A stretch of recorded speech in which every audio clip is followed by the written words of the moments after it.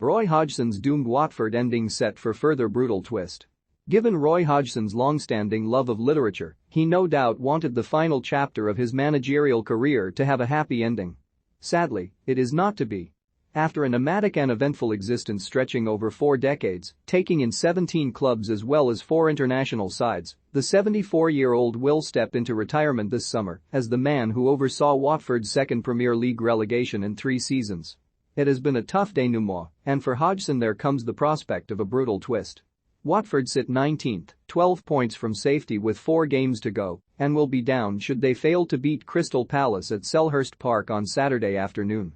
Given they have won only 2 of their previous 23 games and face a side who are far superior despite flatlining somewhat since last month's FA Cup semi-final defeat to Chelsea, the odds of them being victorious are slim to say the least. This, then, is likely to be it for Watford, and when the final whistle blows and the home crowd crow at the demise of a rival, their manager may well reflect on how so much has changed so quickly. After all, 12 months ago he was receiving adulation from Palace supporters, having announced his departure from the club after 4 years as manager. Taking charge of his boyhood team had been a fairy tale, and back then he could not have envisaged his return would be in such nightmarish circumstances. "I am looking forward to going back," Hodgson said on the eve of the game.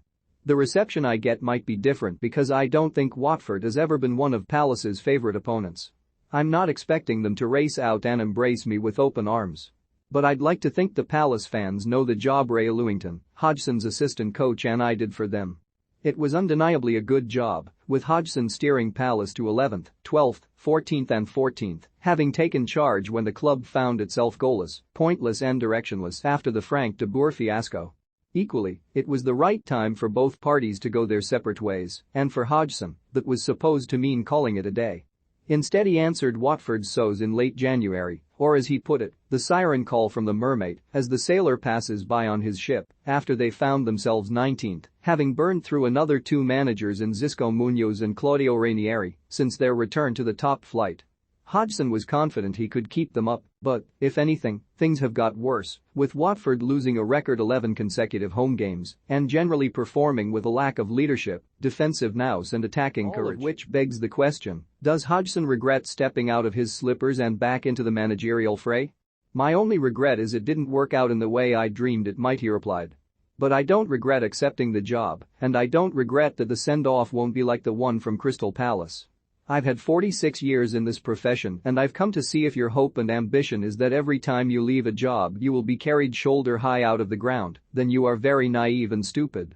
At times the team has been quite hard done by, and I do think there has been a change to the way we play. The biggest regret is that hasn't led to the number of points we needed to stay up. We pinned a lot of hope on our front players, but they have not been able to produce their best performances." Hodgson announced this week, shortly after receiving a CBE for services to football, that he expects the end of the season really will mean the end of his time as a manager. His contract with Watford will be up, and there is no desire to seek one elsewhere. It is time to prioritize his family and well-being, something brought into sharp focus on Thursday when Hodgson revealed he had shingles, which is why he wore sunglasses during last week's defeat to Burnley. Yet for the man who began coaching at Helmstead in 1976 and has gone as far as the United Arab Emirates in search of work, since there is no kicking the habit, with Hodgson suggesting he could be tempted back into football should the right job become available.